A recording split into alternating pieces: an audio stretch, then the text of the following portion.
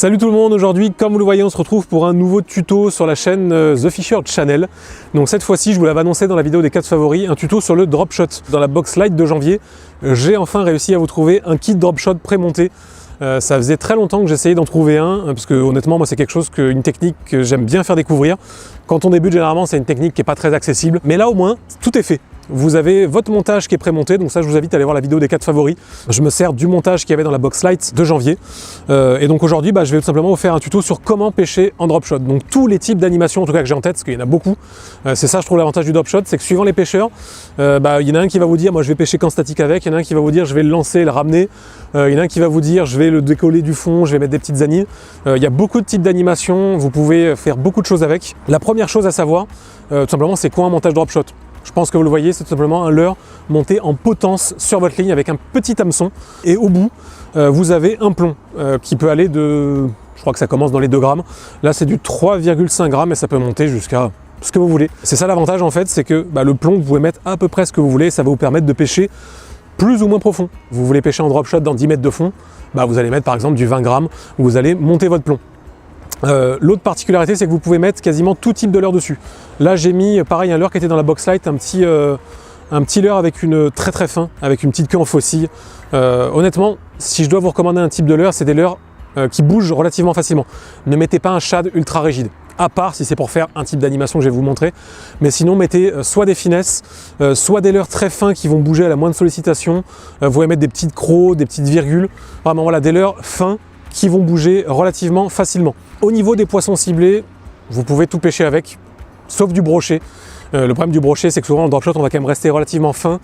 Et comme vous le savez, le brochet, ça a de bonnes dents. Si vous pêchez dans un endroit où il y a beaucoup de brochets, vous allez vous faire casser souvent. Donc évitez, si vous savez qu'il y a une grosse concentration de brochets, de pêcher en drop shot. Sinon sur les perches, c'est ravageur. J'avais souvenir d'une technique où on montait tout simplement 2 leurres en potence. Donc on en montait un par exemple comme celui-là à 20 cm au-dessus du plomb et un deuxième 20 cm encore au-dessus. On mettait un 4 pouces en dessous et un 2 pouces au-dessus. Et voilà, j'ai souvenir de 40-50 perches, très souvent dédoublées, une petite, une plus grosse. Enfin voilà, c'est sur les perches à la bonne saison, c'est ravageur. Au niveau des animations, vous allez voir, il y en a beaucoup. On va commencer par l'animation la plus simple. Tout simplement, ça va être du lancer-ramener. C'est-à-dire qu'en gros, en fait, vous allez ramener votre montage. C'est-à-dire que vous allez le lancer, vous allez prendre contact avec le fond au moins. Là, et voilà, vous allez le ramener en cranking. Donc là, vous avez votre plomb qui va frotter sur le fond et votre leurre qui lui va nager au-dessus. C'est ça le gros avantage, c'est que là votre leurre est complètement libre. Et donc en gros, votre leurre va nager au-dessus de votre plomb. Et ça, c'est quand même une présentation très différente d'une tête plombée classique. Et donc c'est avec ce type d'animation-là que vous allez pouvoir monter un shad un peu plus rigide parce que là, le leurre va nager.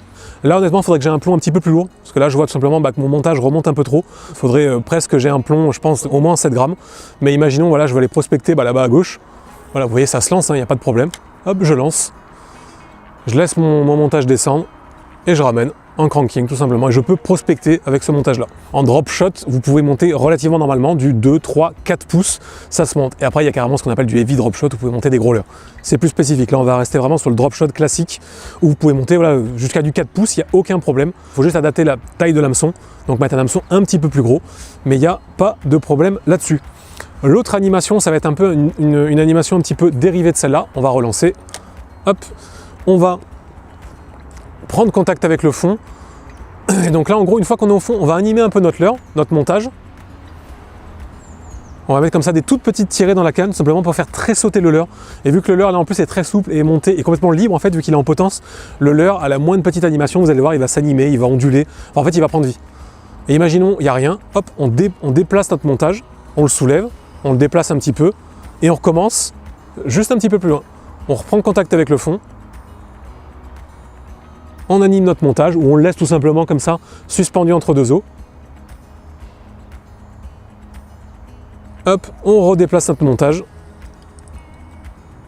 Là, on l'amène un petit peu plus loin. On va se reposer. Donc ça, c'est moins de la prospection. Ça va plus être si jamais vous savez que dans une zone en particulier, vous savez qu'il y a des poissons, vous ne savez pas précisément où ils sont. Imaginons que voilà, là, je sais pas, 10 mètres à ma gauche et jusqu'à 10 mètres à ma droite, je sais qu'il y a un banc de perche qui se trimballe ici. Là, je vais me servir de cette technique-là en fait pour localiser où est le banc de perche. Et si au bout d'un moment je trouve où il y a les poissons, là, je vais rejeter à cet endroit précis-là. Et là, on va pouvoir faire la technique que je vais vous montrer juste après. Donc ça voilà, c'est une petite dérivée. Et la technique que je vais vous montrer juste après, c'est tout simplement la finalité, on va dire, de la technique que je viens de vous montrer. Imaginons que là, j'ai repéré que le banc de perche, ou en tout cas le banc de poisson que j'ai envie de pêcher est juste devant. Je vais relancer dessus, je vais laisser mon montage descendre sur le fond, et en fait je vais sur place, je vais l'animer. Je vais le laisser couler. Ça, n'hésitez pas à le faire, à laisser en fait votre leurre descendre, et vu qu'il est non plombé, le leurre va descendre tout doucement, et hop, vous le retendez, et ainsi de suite. On le laisse redescendre sur le fond, on remet des petites tirées. Et donc ça, cette technique-là, c'est vraiment pour insister sur un spot en particulier. Ça, c'est quand vous avez localisé un banc de perche, des regroupements de sang, un regroupement de basse. Là, en gros, c'est vraiment une animation qui est très minimaliste. Si le poisson il est à 5 mètres, il y a peu de chances qu'il voie ça. Par contre, si vous êtes sur le poisson, honnêtement, sur les perches, c'est quasi sûr que vous allez en faire. Peut-être pas les plus grosses, mais au moins vous allez faire du poisson. Et ça, c'est le gros avantage de cette technique-là. Donc ça, voilà, c'était vraiment le troisième type d'animation. Honnêtement, moi, c'est un peu les 3 animations que je vois le plus. Vous pouvez aussi pêcher en vertical avec. En gros, là, la technique que je viens de vous montrer, vous pouvez faire la même chose en vertical. Imaginons que vous êtes en bateau ou en flotte tube.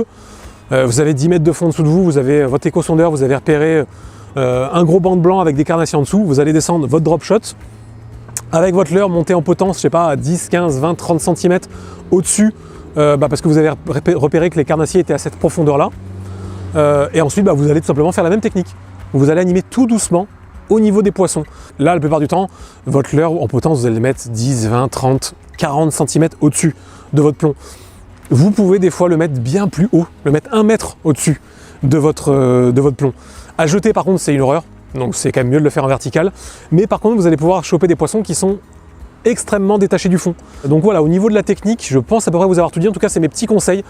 Il y a plein de façons de pêcher avec, c'est ça que j'adore avec le drop shot. Vous pouvez monter quasiment tous les leurres dessus, vous pouvez changer votre plomb facilement, et surtout ça prend de tout.